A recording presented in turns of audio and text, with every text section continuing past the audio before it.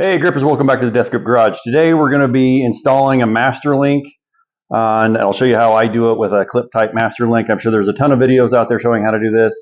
Frankly, I haven't watched any of them. This is my technique. This is what works for me. I haven't had any issues with it. Just got done with a 600-mile dual sport ride, so I'm switching the bike over to my single track setup, which means I'm changing the gearing.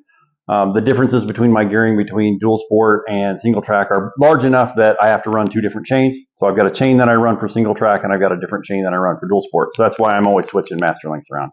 We did have somebody on the last trip, the master link fell off. So maybe they need to watch this video, we'll find out. So anyway, this chain's been used before. When I take it off, I'm not sure if it makes a lot of difference, but I do mark it which direction it was running and I put it back on that way. Here's my master link. We've got the O-rings down here. I've got the outer plate and the clip. So I'll show you how I do it. So got the master link, and first I'm going to put on two of the O-rings. Set that there, and then you can use just any type of waterproof grease. I usually end up with an extra one of these packets laying around. I happen to have one of chain grease.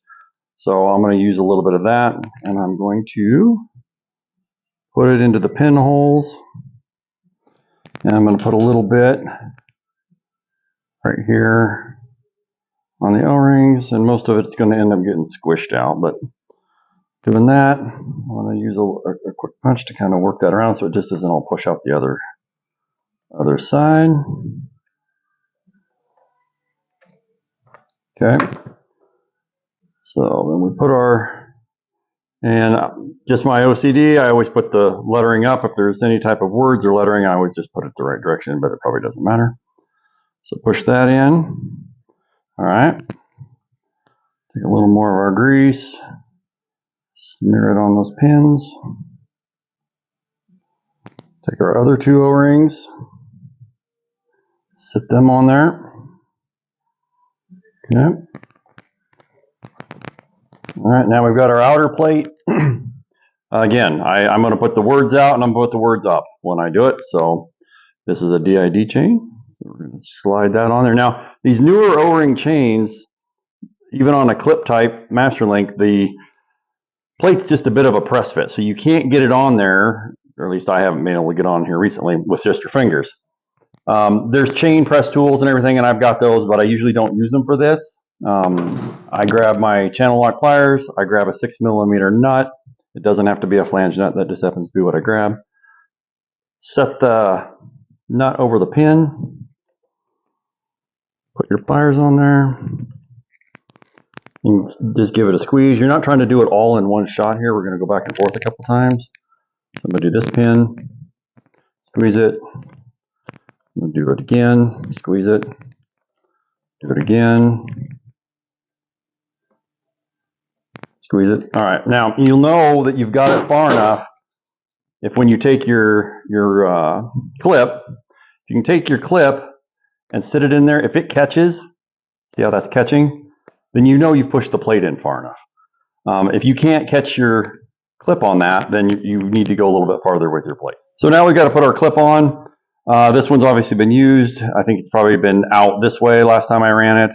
But no matter whether it's a new clip or an old clip, I always feel it to see if there's an edge that's more rounded than the other. The way they stamp these out, they almost always end up with an edge that's more rounded. I can feel that this edge is slightly sharper, and actually I can even feel it. If I do that, that feels sharper than that. So I'm going to run this little bit sharper edge on the outside so it catches harder on these grooves. The other thing, and this is probably the most critical thing, the closed side of your clip, this is the open side, this is the closed side. The closed side has to go forward. If you put it on there like that, it's probably going to catch something and eject that clip. So the closed end has to go in the direction that the chain is going when it's going around the sprockets. So I'm going to set that on there, get it all lined up. I have a pair of these Tusk master link pliers. Truthfully, I don't feel like they work all that well. I usually just use a pair of angled needle nose. I snap that on there like that. Now, the other critical thing, you want the closed end going forward, but the other thing on these, especially with that little bit of press fit that you have to do, is I want to preload that plate back out against the link. So, because right now, that clip, you can see it wiggling a little bit. It's just slightly loose on there. I want to take a good heavy duty screwdriver, and you don't have to go crazy here, but you're going to work it in underneath that plate, and I don't know if you'll be able to see it, but just barely move that plate back out against that clip. Give it a couple little tugs, don't bend up your screwdriver. And now, see, that clip's not moving at all now. So we're ready to go. Hope this helps. Thanks for watching. Like, subscribe, comment, and share.